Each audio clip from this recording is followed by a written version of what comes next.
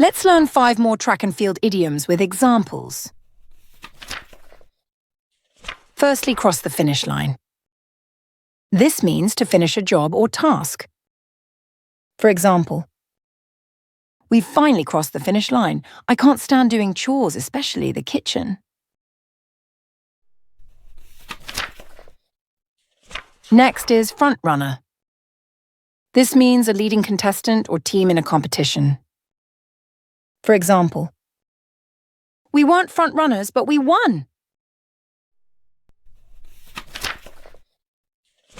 Jump through hoops. This means to complete many difficult challenges in order to achieve something. I need this house, I'll jump through hoops to get it. Out of the running. This means to no longer be a contender in a competition. Number 9 is out of the running. And finally, set the pace. This means to determine the speed or rate of something.